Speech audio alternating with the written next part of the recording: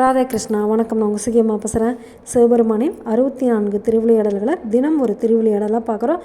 அந்த வரிசையில் இன்றைக்கி 15வது படலம், அதாவது மேருவை செண்டால் அடித்த படலத்தை பற்றி பார்க்க போகிறோம்.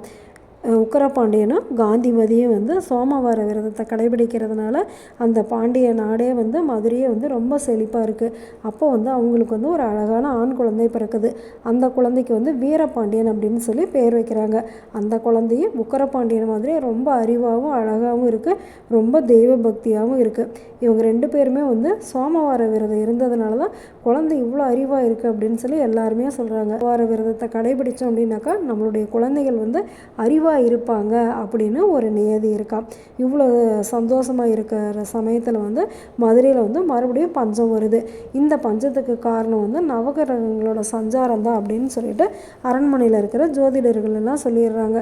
உடனே இதிலேருந்து எப்படி தப்பிக்கிறது அப்படின்னு சொல்லிட்டு உடனே உக்கரபாண்டியன் என்ன பண்ணிட்டாரு, இந்த தடவை இந்திரனை போய் கெஞ்ச வேண்டியதில்லை, பொழுதுனிக்கு மழையை அனுப்புன்னு நம்ம கெஞ்சினோம்னா 2 பேருக்கும் சண்டை தான் வருது.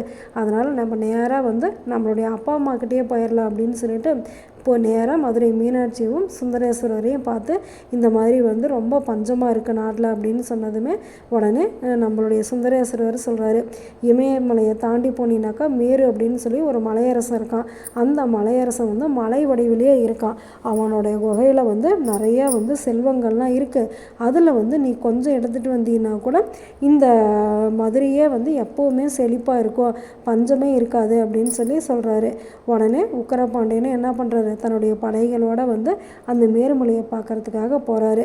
அப்படி போகும்போது அந்த மேருமலையை வணங்கிட்டு அதில் ஏறி அவர் கேட்குறாரு, இந்த மாதிரி எங்கள் நாட்டில் ரொம்ப பஞ்சமாக இருக்குது, நீங்கள் தான் நிறையா செல்வம் வச்சுருக்கீங்களா, எங்களுக்கு கொஞ்சோண்டு செல்வம் கொடுங்க அப்படின்னு சொல்லி கேட்டதுமே உடனே அந்த மேருமலை மக்களை காப்பாற்றுறது உன்னுடைய கடமை, அதுக்கெல்லாம் நான் பொறுப்பாக முடியாது அப்படின்னு சொல்லி ரொம்ப கோபமாக பேசுமே. உடனே உக்கரபாண்டியனுக்கும் கோபம் வந்துடுது. இந்த மேருமலை அப்படியே அசையாமல் நிற்கிது, நம்ம எது சொன்னாலும் நம்மளுடைய கஷ்டத்தை புரிஞ்சிக்க மாட்டேங்குது அப்படின்னு கோவம் கையில் இருந்த அந்த மலர் செண்டால் அந்த மேருமலை மேலே தூக்கி போடுற. அப்படி தூக்கி போட்டதுமே யாராலையும் அசைக்க முடியாத அந்த மேருமலை அப்படியே சுக்குநூறாக உடஞ்சிருச்சு. யாராலையுமே அசைக்க முடியாத என்னை எப்படி இந்த பூச்செண்டால் எனக்கு இவ்வளோ வலியை ஏற்படுத்தினேன் அப்படின்னு சொன்னதுமே இது சோமசுந்தர பெருமானால் கொடுக்கப்பட்டது, இப்போவாது எங்கள் நாட்டு மக்களுடைய பஞ்சத்தை போக்குறதுக்காக நீங்கள் செல்வத்தை கொடுங்க அப்படின்னு சொல்லி கேட்குறாங்க. அப்போ அந்த மேருமலை சொல்லுது, நவகிரகங்களோட சஞ்சாரத்தினால உங்களுடைய நாட்டில் பஞ்சம் வரல, என்னுடைய அசட்டுத்தனத்தினாலேயும் பஞ்சம் வந்திருக்கு. தினமுமே நான் இங்கேருந்து மீனாட்சியும் சொக்கநாதரையும் பார்த்து வணங்குவேன்.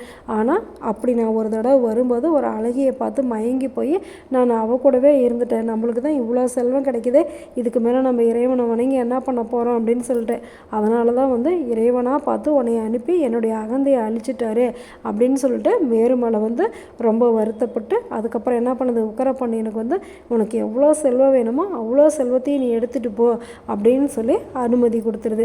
அதுக்கப்புறமேட்டுனா உக்கரபாண்டியன் தனக்கு தேவையான செல்வங்கள்லாம் எடுத்துகிட்டு மதுரையவே எப்போவும் பஞ்சம் இல்லாமல் வச்சுருக்காரு.